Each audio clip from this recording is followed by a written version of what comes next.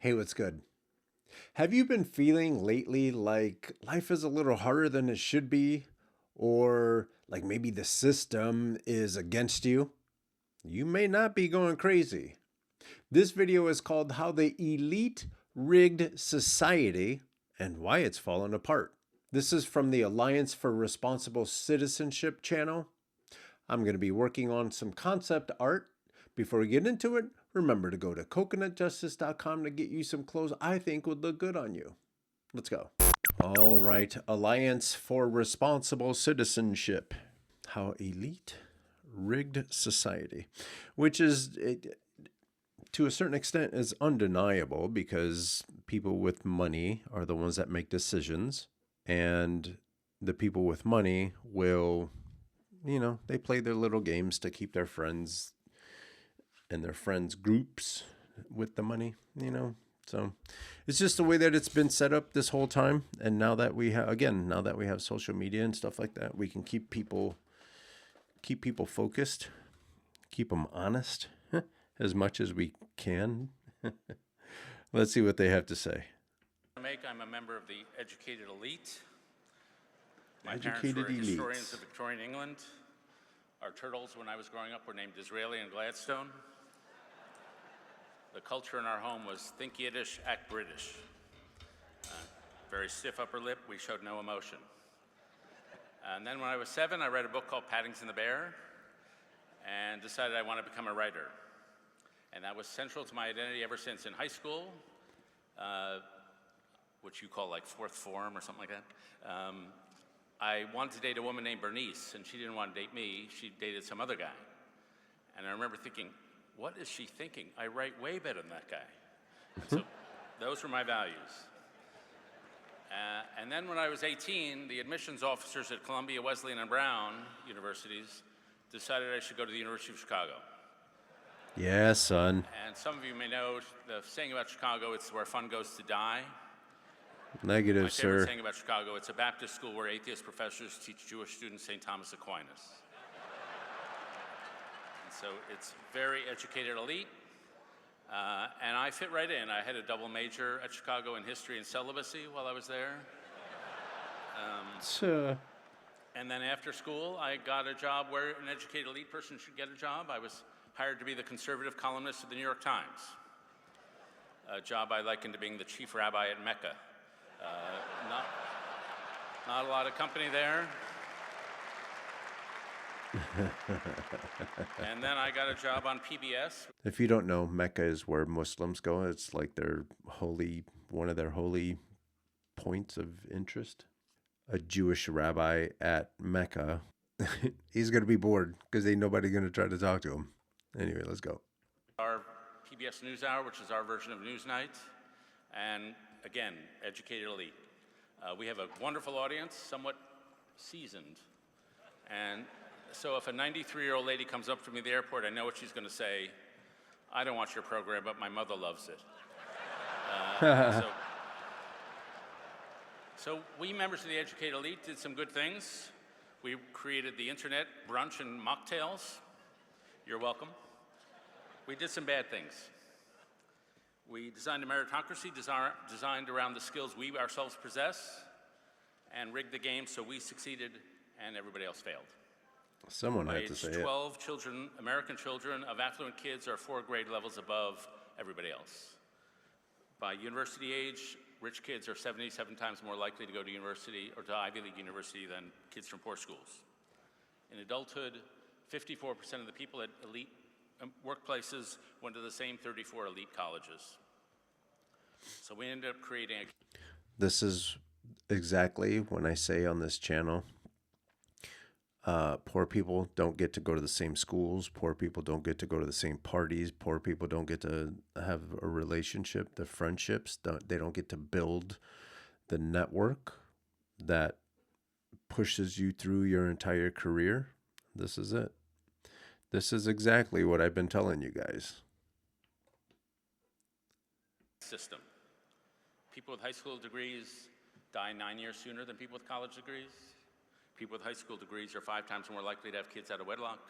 People with high school degrees are 2.4 times more likely to say they have no friends. So we created a caste system, even though we pretend to be egalitarian. But the We're worst not. things we did were not material. America has a very strong economy. The worst things we did were spiritual. We privatized morality and destroyed the moral order. George Marsden is a great historian who said, what gave Martin Luther King's rhetoric its power was the sense there's a moral order built into the universe. That if slavery is not wrong, nothing is wrong. If segregation is not wrong, nothing is wrong. We took that essential moral order that holds people together, and we decided it's up to you to find your own truth, find your own values. Back in 1955, a great American journalist named Walter Lippmann understood this was going to be a big problem. He said, if what is right and wrong depends on what each individual feels, then we are outside the bounds of civilization. And so... Right. However, liberty is the option to figure that out for yourself. A lot of times people say, oh, we got this figured out. You have to do it this way. And it just doesn't fit. You can keep trying to put a square peg in a round hole, but that's not how it works. Different people are going to be good at different things. Without a strong moral order, it's hard to have trust. It's hard to find your meaning in life. And so America... That's a really interesting way to say, because I don't feel comfortable with the decisions you make with your life, we need to make more rules. Britain, too, has become a sadder society. Rise in mental health, rise in suicide. 45% of high school students say they... You don't think that has anything to do with lack of resources? Because maybe people need to talk to a professional to work their way through this stuff, and there's no one to talk to? Here we go. It's going to be one of those videos. Since 2000, the number of Americans without close personal friends is up by fourfold. Since 2000, the number of people who say they're in the lowest happiness category is up by 50%. We've just become sadder. And that has nothing to do with people having to have 2, 3, 4 jobs, and then other people that are so rich that they don't have to do anything day in and day out. It has nothing to do with that. It has nothing to do with being overworked and mistreated. It has nothing to do with having to be alert because you can't trust police. It has nothing to do with having to walk to the public transportation through violent streets. It has nothing to do with that. The third thing the educated elite has done, and this may not please you, is we produced Donald Trump. Some people think Donald Trump is a populist. Donald Trump and Elon Musk went to the University of Pennsylvania and Ivy League school and became billionaires. J.D. Vance went to Yale. Pete Hegseth went to Princeton and Yale. Do you understand how easy it would have been for me? I've come a long way. I've come a long way with little to nothing and even below nothing. And these guys got the best hookup from their parents. And not just that, but these people who are getting this hookup from their parents, they don't have to deal with nearly the obstructions. That's why I can't. It don't even have to be Donnie boy here. I can't listen to these people seriously because all they know is hookups, privilege, hookups. You go to the right schools and you it's so frustrating. It's so frustrating. And everyone looks at Trump and Waterhead like they did something. They didn't do shit. They're bought their way into all of this, and they're still doing it. Let's go. Stephen Miller went to Duke. Fox News types like Laura Ingraham went to Dartmouth. And they represent the educated elite. And the key factor of the educated elite is that they're not pro-conservative, they're anti-left. They don't have a positive vision, a conservative vision for society. They just want to destroy the institutions that the left now dominates. And this means, in the first place, they're astoundingly incompetent. I have a lot of sympathy with what drove people to vote for Trump, but I'm telling you, as someone who's on the front row to what's happening, do not hitch your wagon to that star. Thank you. You're supposed to boo. Pete Hegseth gave away our bargaining chips with Putin before we even had negotiations. Elon Musk has 25-year-olds firing people who are controlling our nuclear codes. It's like Sam Bankman-Fried got control of our nuclear arsenal. Second, elite narcissism causes them to eviscerate every belief system they touch. Conservatives believe in healthy societies are built on healthy institutions. They're anti-institutionals. Conservatives believe in steady and gradual change, Edmund Burke. They're disruption. Conservatives believe in constitutional government. Donald Trump says, I alone can fix this. Conservatives believe in moral norms. They're destroying moral norms. The other belief system that they are destroying is Judeo-Christian faith. Judeo-Christian faith is based on service to the poor, service to the immigrant, service to the stranger. I went to Namibia, South Africa throughout the 1990s and 2000s, and I watched people die of AIDS. Then I went back with my friend Mike Gerson, and I saw those 25 million lives saved. I saw people living lives of dignity. And so what's the first thing Donald Trump did? He eviscerated that program. My friends in America are conservative evangelicals in government who want to fight sex trafficking, poverty. They want to preserve national security. Donald Trump is declaring war on those Christians. So I've described three different things we educated elites brought you. We destroyed the social fabric. Gee, thanks. Through inequality. We destroyed the moral fabric through privatizing morality. And we destroyed the institutional fabric, what's happening right now. How can we come back? Well, we already are. I often ask people, tell me about a time that made you who you are as a human being. And they never say, I went on a fantastic vacation in Hawaii. They never say that. They say, I went through a really hard time. The death of someone, the loss of someone, moving away from home, entering a new vocation. Paul Tillich, the theologian, said those moments of suffering interrupt your life and they remind you you're not the person you thought they were. They carve through the floor of your basement of your soul and they reveal a cavity below, and they carve through that floor and they reveal a cavity below. In moments of suffering, you see yourself in a more deep way than you ever did before. And in those moments of suffering, you can either be broken or you can be broken open.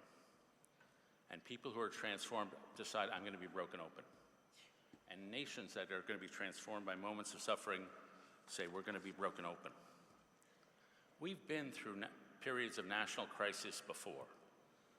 Across the world, nations have constantly hit a spiritual and cultural crisis and then revived.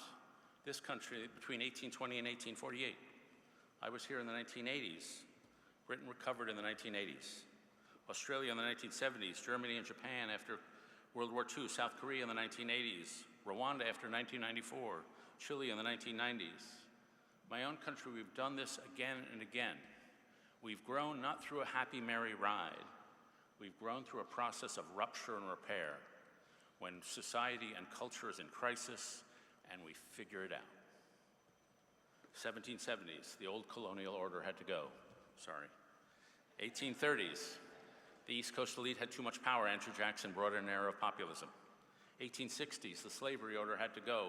Abraham Lincoln brought forth national redemption. 1890s, we had failed at industrialization. We had a civic renaissance of all these civic organizations that filled in the hole and created a sane society. 1960s, the conformist culture of the 1950s had to go. And we had the changes that came there. The temptation of those who don't read history is to think this time is different.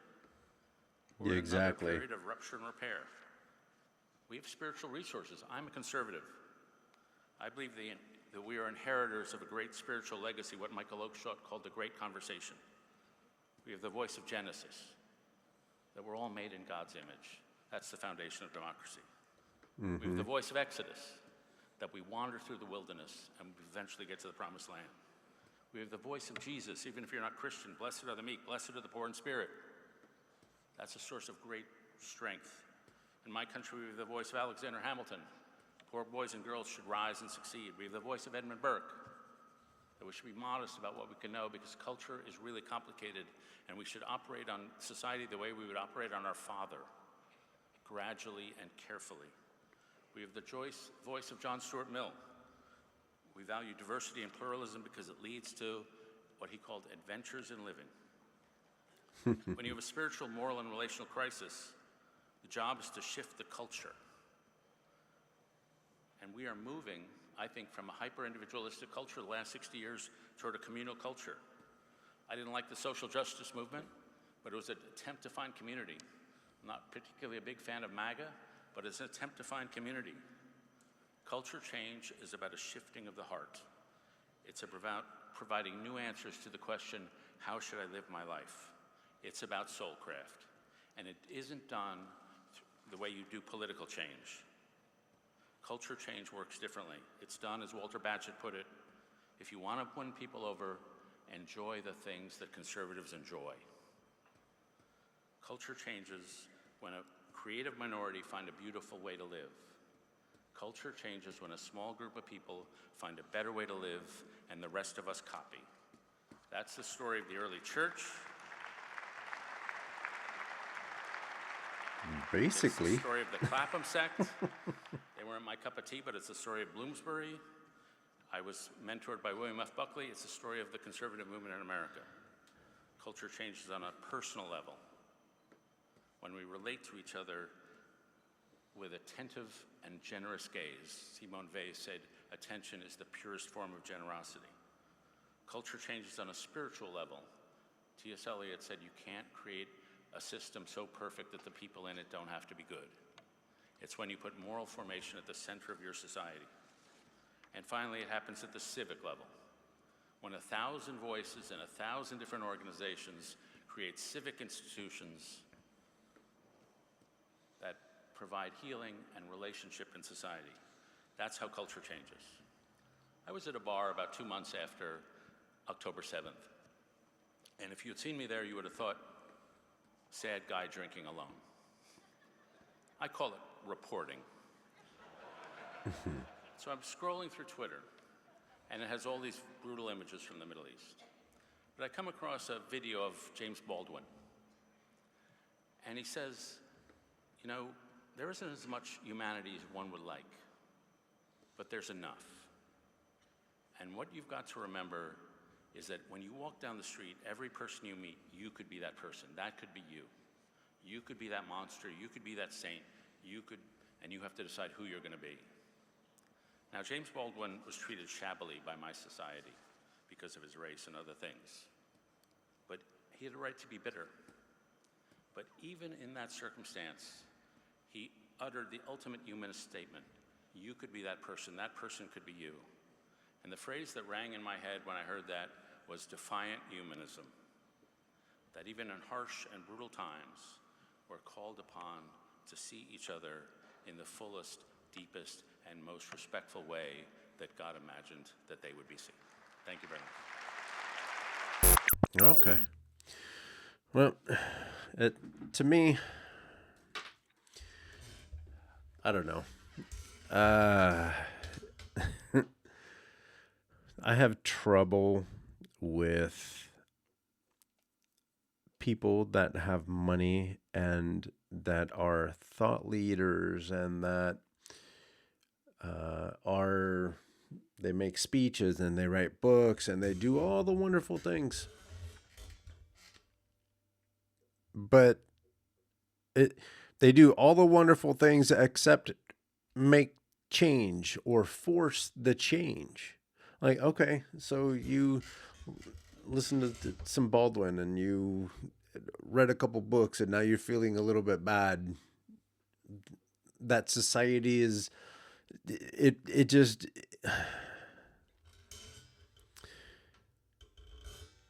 but you haven't done anything. The people with power, the reason we are here is because of you. Is because you didn't know how to say no to a couple of rich dudes that have never been told no. So how I get frustrated sometimes. And again, this is because the people get tricked into things. You get tricked into thinking because someone has money, they're incredibly smart. You get tricked into thinking that certain people, because they say this certain things, that they're sent from God and all this silliness. And it doesn't matter the wrath that they have laid on on this country. It doesn't matter. You guys think they're sent from God, and God is like, I'm not trying to do mean, bad things to you. I sent my son down and I forgive you all. I love you all. But you guys are still hung up on the fact that there needs to be a price to be paid. Like, that's why Hollywood was on fire, because God hates you. God, that's not how it works. That's not how it works. LA was on fire because it was dry and windy. And that's just how physics works. And yeah, maybe the houses were built a little too close to themselves, but you go anywhere else, New York, Chicago, you have full on buildings inches away from each other. You know, I think the fault is on us, the people that have not had a voice, the people that have not had the money to make the decisions, to buy the judges, to buy your way off of a traffic ticket, stuff like that. It's us. We look at our leaders in such a the leaders that we have today. The only reason, for the most part, the only reason that they're there is because they know how to hoop and holler and do all the things that gets them on TV. And instead of making things better, we're making things worse. We're flipping rockets through space, but yet we're being called stupid and lazy. We have a chainsaw flipping things up and doing all the things. We're cutting costs and we're doing all those wonderful things. But we're not funding cancer research. We're not funding cancer research as much now. We're funding cancer research, but we're not paying attention to how our food is being manipulated, and then we're surprised that our bodies are reacting to fucked with food. Our bodies are reacting as if we've been fucked with, and then we catch cancer, and everyone is surprised. And then we look to our leaders, and then they start making budget cuts, and they're doing all the things, but they increase the defense budget. See what I'm saying? And again, we need a strong defense. If we're going to be talking as much shit as we talk, we need a strong defense. So I'm not saying defund the police. I'm not saying none of that shit. None of that shit. I'm saying our leaders have the money, and their vision and their focus is incorrect. It's focused on the wrong thing. If you want America to be great, and you want America to be the shining beacon on the hill, or shining city on the hill, and all that stuff, I'm here for it. But we got to put in the work. All these leaders that are teaching you pull yourself up by the bootstraps and all that stuff, you don't need to be in charge. We're done with that. That whole mentality needs to be out the door. What we understand is we have a whole bunch of people. Computers are starting to take over. What are we going to do with these people? Well, we need to educate them so they can help figure that shit out too. But I don't think it's fair for you to tell people, pull yourself up by the bootstraps. You have everything you need and everything is wonderful and go get them and all this stuff. And you get mad when they're like, nah, fuck it, it's too hard. Our leaders have taken us to where we are now. And we continue to vote for those leaders. We need to start picking different leaders. The leaders that understand the situation, that know how to read the room, right? I need a leader that understanding that America is going through some things and we need to figure things out. I need you to understand that throwing up the little Hitler salute is not a cool thing. Something as simple as that needs to be said, and I don't understand it. So, in retaliation, not in retaliation, but to help move that process along, I can't vote for that. I can't vote for you thinking that it's cute to be doing a presidential level speech because you're hanging out with the president. That's where you are. That's the level you are. And you don't have enough sense to not do that shit. And if you think that's funny, I don't need you driving the bus. Just as simple. We need to change the way that we look at our leaders. And sure, I don't need anyone to be perfect. But I also don't need anyone to be walking in breaking things on purpose. It's just not how you do things. It's not how you do things. Too many people's lives are hanging in the balance for this silliness. And I'm sure that there was a bunch of people that were going to retire soon and now they can't. And they don't care. And they don't care. The leaders, the proper leaders, the ones that we have to put in office, those are the ones that should care. And those are the ones that should be wanting to break the cycle of stupidity that we have going on. If you like this video, give it a thumbs up, share it with each and every one of your friends. And if you want to come hang out with me, watch videos while I work on creative projects, hit that subscribe button and then change the little bell icon so it says all. That way, every time I come out with something new, you'll be alerted. Don't forget to go to coconutjustice.com and get some dope gear. And with that, I'm out.